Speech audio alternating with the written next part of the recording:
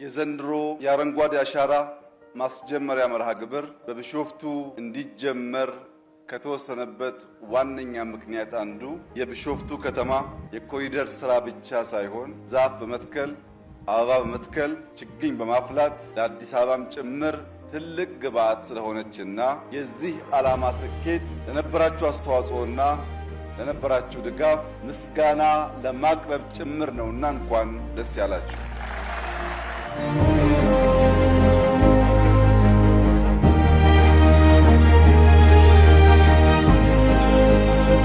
የአረንጓዴ አሻራ መርሃ ግብር በቀጥታ የኢትዮጵያን ሉዓላዊነት ከማረጋገጥ የኢትዮጵያን ብልጽግና ከማረጋገጥ ህልማችን ጋር የሚተሳሰር አንኳር ጉዳይ ነው።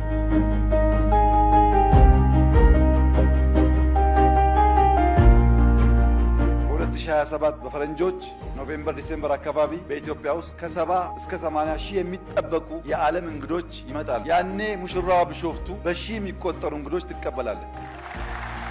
ይህ ስራ ወደ ኢትዮጵያ የመጣበት ዋነኛው ምክንያት ችለን ዓለም ያልቻለውን ሰርተን ስላሳየን ነው። 48 ቢሊዮን በነፃ ህዝብ ተባብሮ የተከለበት አንድም ሀገር ዓለም ላይ የለም።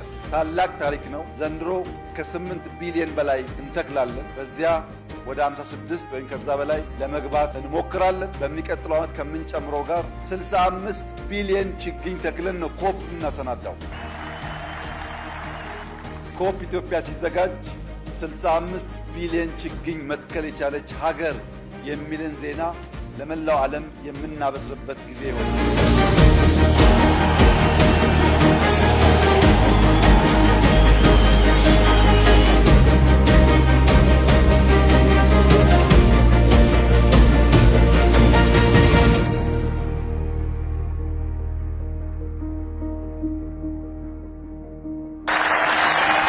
ለመላው የኢትዮጵያ ሕዝብ በሚቀጥሉት 2-3 ወራት ኑ እንደተለመደው ተስፋችንን እንትከል። ኑ ለኢትዮጵያ ወንድና ሴት ታዳጊዎች ተስፋን እንትከል። ኑ በትብብር የገረጣች የዳህየች ኢትዮጵያን አረንጓዴ እናልብስ። ኑ በትብብር ለዓለም ተባብረን አድዋ ላይ የፈጠርነውን ገድል ተባብረን አዲስ ገድል በማሳየት አፍሪካን፣ ዓለምን እናንቃ። እንተባበር፣ እንችላለን። እንስራ፣ እናሳካለን። ያ ሲሆን ፈጣሪያችንን ያግዘናል። ክላይሜት ቼንጅ በሰሚት አይቀየርም፣ በስብሰባ አይቀየርም።